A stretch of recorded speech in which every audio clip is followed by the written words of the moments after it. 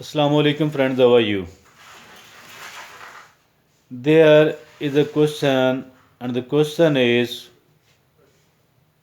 why unfortunately Pakistan remains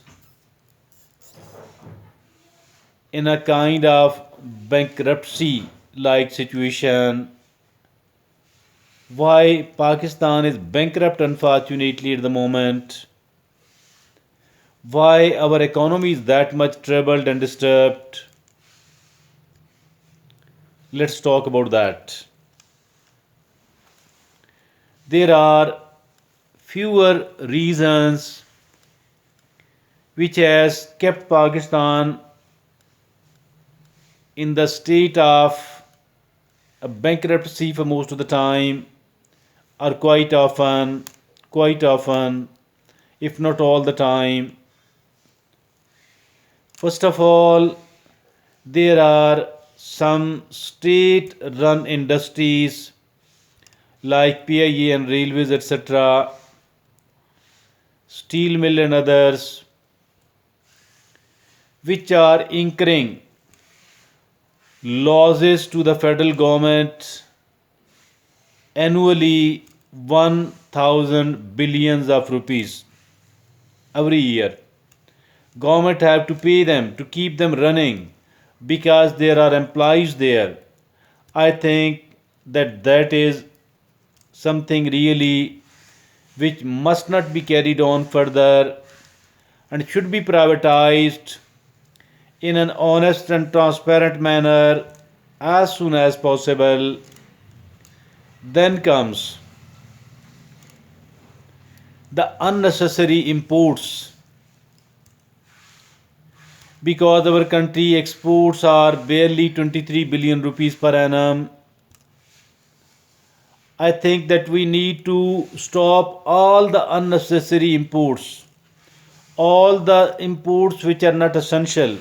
If at all Pakistan is a signatory of WTO, World Trade Organization, I think it will be in the national interest to come out of that. And then minimize our imports. As far these elected representatives are concerned, they are consuming most of the resources of Pakistan. Whatever the money is being spent upon their protocols, upon their protocols, and upon their luxuries,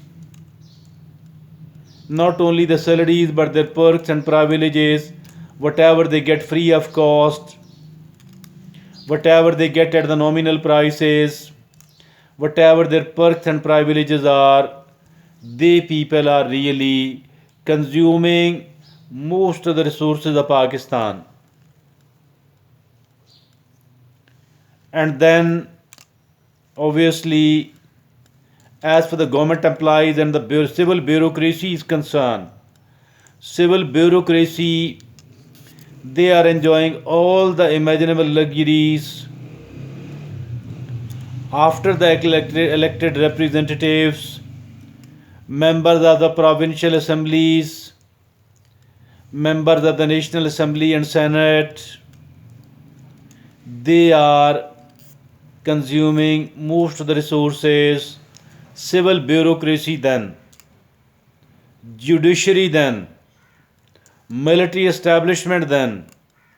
So these are all state organs, these are all the ruling class, the elites of Pakistan.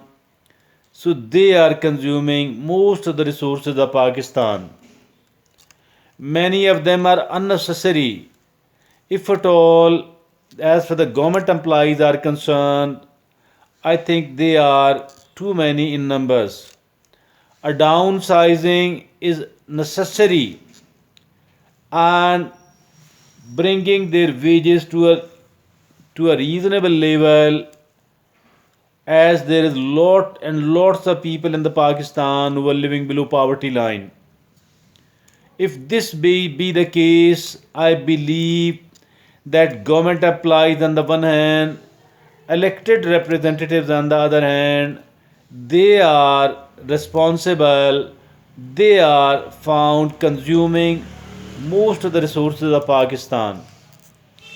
Then obviously the state run industries incurring losses of 1000 billion per annum. So that is all, these are all the reasons why Pakistan will never be able to become an economically sovereign country, and we will remain dependent upon either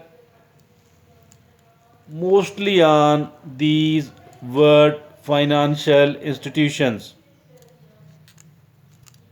We need to come out that as soon as we can.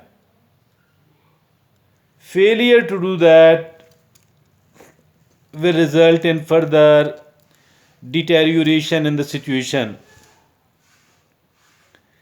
That further deterioration must be arrested.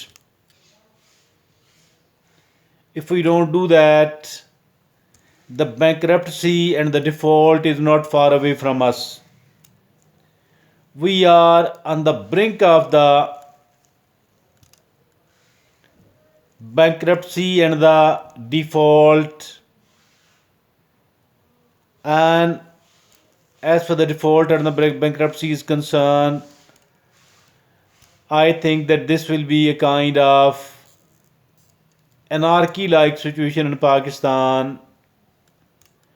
And these politicians, particularly those who are ruling the country at the moment,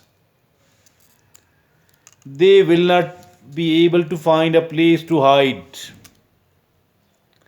And the wrath of the general public will be unbearable for the ruling class of Pakistan.